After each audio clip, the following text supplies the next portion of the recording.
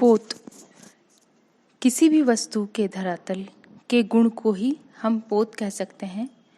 विभिन्न प्रकार के पदार्थ जैसे पत्थर, प्लास्टिक, हम दीवार कह सकते हैं, लकड़ी, कपड़ा, उनके रंग तथा रूप और उनके स्पर्श के ज्ञान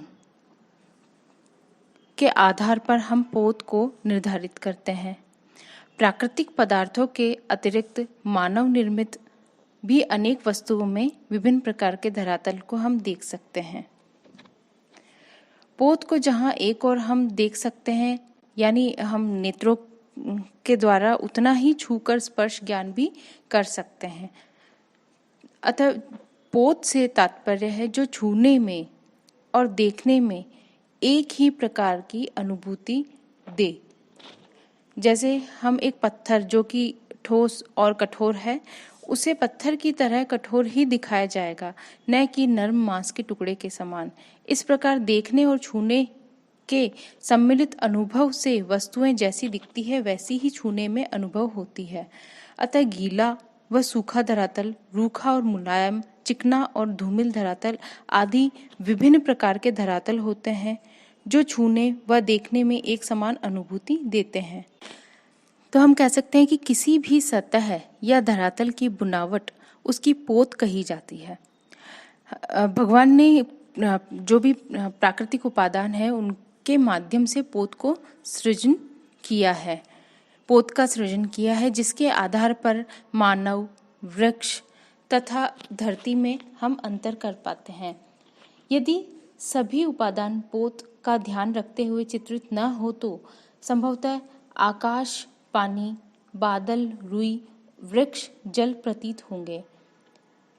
इसी प्रकार प्रत्येक वस्तु में अंतर या उसकी पहचान पोत के माध्यम से होती है। पोत का अनुभव दो प्रकार से हम कर सकते हैं। पहला तो है चाक्षुष और दूसरा है हमारी अनुभूति के द्वारा। दोनों का ही अपना अपना महत्व है। जैसे कोई एक ब्लाइंड पर्सन है, वह पोत को देख तो सकता नहीं है, पर उसको वह स्पर्श करके अनुभूति के द्वारा उसका सुख प्राप्त कर सकता है या उसकी पहचान कर सकता है। पोत की विविधता। प्रकृति का प्रत्येक उपादान आकार और रंग के अतिरिक्त एक पोत के लिए होता है। कभी कभी दो वस्तुओं या उपादानों के रंग एक से होते हुए भी पोत की विभिन्नता से उसके स्वरूप में विभिन्नता आ जाती है। प्रकृति का कोई भी उपादान एक दूसरे से मेल नहीं खाता। अतः किसी भी उपादान को जब कलाकार चित्रित करता है तो उसके चित्रों में भी पोत की विविधता आ जाती है। पोत के साधारणतः 3 प्रकार माने जाते हैं। हम अगर पोत का वर्गीकरण करते हैं तो पहला तो हम कहेंगे प्राप्त पोत, दूसरा है अनुकृत और तीसरा है सृजित। इस तरह के 3 प्रकार के हम वर्गीकरण देखते हैं। हम मोटा मोटा देखते हैं कि प्राप्त पोत शिला चित्रों में स्वतः आया हुआ दिखाई देता है। हम अगर गुहा चित्र देखेंगे तो उसके अंदर भी हमको ये प्राप्त पोत की अनुभूति होगी।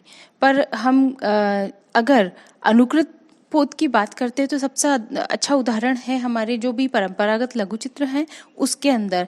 जैसे इसमें अनुकृत पोत का विशेष ध्यान रखा गया है। यहाँ पे ये जो अनुकृत पोत है वो अलंकृत होकर हमारे सामने आया है।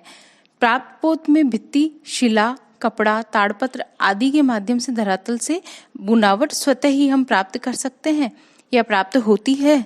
यहाँ पोत सृजन के लिए कलाकारों को विशेष प्रयास नहीं करना पड़ता और परंपरागत चित्रों में पोत की ओर इसलिए ध्यान दिया गया है क्योंकि मुगल प्रभाव से कलाकारों का यथार्थवाद की ओर रुझान धीरे धीरे होने लगा था, परंतु वहाँ भी कुछ हम कह सकते हैं कि निजी विशेषताओं के कारण पोत अलंकृत होने लगी थी या हो गई थी। और अनुकृत पोत का उत्कृष्ट उदाहरण हम देखते हैं कि हम मुगल के बाद में कंपनी शैली की बात करते हैं तो कंपनी शैली के चित्रों में हम अनुकृत का उदाहरण देख सकते हैं। तीसरे प्रकार का जो पोत है वो है सृजित पोत। तो हम सृजित पोत की बात करते हैं तो यहाँ पे कलाकार है वह अपनी बुद्धि या अपने कार्य की कुशलता से नित्य जो रोज रोज नए नए प्रयोग करके जो पोत की रचना करता है वह हम कहते हैं कि सृजित पोत के अंतर्गत आता है। तो हम एक बार इनका वर्गीकरण हम देखेंगे कि पोत के ये जो प्राकृतिक पोत है या नेचुरल है, अनुकृत है, सृजित है, वो कैसे कैसे होता है। तो ये इनको 3 भागों में वर्गीकृत किया गया है, जो कि पहला है प्राकृतिक पोत। प्राकृतिक पोत या हम प्राप्त पोत भी कहते हैं या नेचुरल जो टेक्सचर है वो इसकी श्रेणी में आता है। और प्राकृतिक पोत वे हैं जो वस्तु के मूल संरचना में प्राकृतिक रूप से विद्यमान होते हैं। इसके अंतर्गत प्रकृति प्रदत्त व मानव निर्मित सभी वस्तुएं आ जाती हैं। वस्तु चित्रण के अंतर्गत कलाकार इसका अध्ययन स्पर्श से व दृष्टि से दोनों ही भांति करता है तथा फूलों व पत्तियों को सुखाकर व काटकर भी अध्ययन इसके अंतर्गत किया जाता है। और अब दूसरा है अनुकृत पोत या हम इसको कॉपी टेक्सचर कह सकते हैं, जो कि प्रकृति प्रदत्त पोत का अनुकरण करके निर्मित किए जाते हैं। और इस प्रकार के जो पोत हैं इनका सफल अंकन इस प्रकार किया जाता है कि द्विआयामी तल पर त्रिआयामी प्रभाव उत्पन्न किया जा सकता है। जैसे हम ग्राफिक आर्ट की बात करते हैं तो ये है अनुकृत पोत है। ग्राफिक आर्ट में हम जो टेक्सचर है वो डायरेक्ट यूज में ले लेते हैं। इस प्रकार का जो पोत है वो हमको बहुत सारी मात्रा में प्राप्त हो सकता है। और तीसरा है सृजित पोत। सृजित पोत के अंतर्गत हम देखते हैं कि अनेक प्रकार के यंत्र हमारे सामने आ चुके हैं। हम उनका प्रयोग करके हम खुद क्रिएट कर सकते हैं। विभिन्न साधनों के द्वारा अलग अलग पोत हम तैयार कर सकते हैं। इसमें कृत्रिम पोत भी हम इसकी श्रेणी में ले सकते हैं। जैसे कुछ इसकी विधियां हैं, हम जैसे कलाकार समतल धरातल पर विभिन्न प्रकार के ब्रश के प्रयोग करता है। जैसे सूखा ब्रश कर लिया, एक रंग पर दूसरे रंग की तह डाल दी, या दांतों के ब्रश से काम करना, पेन या पेंसिल से तेल रंग या जल रंग के मिश्रण से पतले पतले रंग डालकर, मोटा रंग लगाकर या अन्य वस्तुओं को काट कर सतह पर चिपकाकर, इस प्रकार का जैसे लकड़ी का बुरादा ले लिया, बजरी ले ली, मिट्टी आदि का प्रयोग हमने कर लिया। तो ये पोत के लिए हम इनका प्रयोग कर सकते हैं। तो जैसे हम मातिस का कोलाज हम देख सकते हैं। आधुनिक जो कला में कोलाज पद्धति है, इसके प्रति हम इस सृजित पोत के लिए हम कोलाज को कह सकते हैं कि एक तरह से ये एक विधा विकसित हुई थी। इसी प्रकार हम पारदर्शी कागज को सतह पर चिपकाकर उससे भी पोत का निर्माण कर सकते हैं। पेंटिंग चाकू या हम जिसको हम कहते हैं पेंटिंग नाइफ, इसके प्रयोग से अनेक प्रकार के पोत हम स्वयं सृजित कर सकते हैं। पिकासो के हम चित्र देखें तो आपको पोत अच्छे से समझ आ पाएगा कि पिकासो ने भी तरह तरह के टेक्सचर्स को उपयोग में अपने चित्रों के में उपयोग में लिया है। तो सृजित पोत का प्रयोग विविधता से करके कलाकार अपनी कला को आजकल बहुत समृद्ध कर सकते हैं। पोत और अंतराल। अंतराल में पोत की उपस्थिति चित्र की एक रसता को भंग कर उसे रुचिकर बनाती है। आधुनिक कला में कोलाज का विकास पोत के प्रति रुचि उत्पन्न होने से ही हुआ है, जिसके माध्यम से धरातल पर विभिन्न वस्तुओं को चिपकाकर धरातल की एक रसता को तोड़ना संभव हो सका।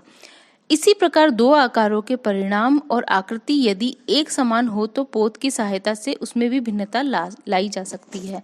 हम देखते हैं कि आजकल विभिन्न प्रकार के टेक्सचर्स के हमें चित्रतल भी मिलते हैं, जैसे खुरदरी सतह मिलती है। कैनवस के अंदर देखते हैं तो कैनवस में भी तरह तरह के पोत हम देख सकते हैं। हम कागज के अंदर तरह तरह के पोत देख सकते हैं, या फिर हम प्लेन जो कागज है, प्लेन जो कैनवास है, उसके ऊपर हम स्वयं ही पोत तैयार करते हैं।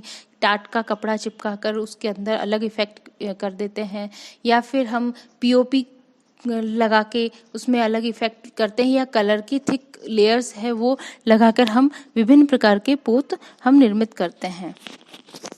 अब मूर्तिकला निर्माण में भी एक इसका पोत का बहुत महत्वपूर्ण उपयोग है। इससे मूर्ति के धरातल की समरसता, चिकनेपन को खत्म कर विभिन्न प्रकार के पोत के निर्माण से रुचिकर बनाया जाता है। पोत की सहायता से ही उसमें अधिक गहराई, उभार भी दिखाए जा सकते हैं तथा मूर्ति आकार को अधिक संतुलित किया जा सकता है। हम देखते हैं कि कंटेम्प्रेरी कलाकारों ने मूर्ति तल पर भी वर्णों के माध्यम से पोत सृजित कर दिया है और नए आयाम प्रस्तुत करने की कोशिश की। हम देगा के भी मूर्ति शिल्प की बात करते हैं कि उसमें विभिन्न प्रकार का हमको पोत हमें देखने को मिलता है। हम कल की कक्षा में आधुनिक कला में पोत के विभिन्न प्रयोग को पढ़ेंगे।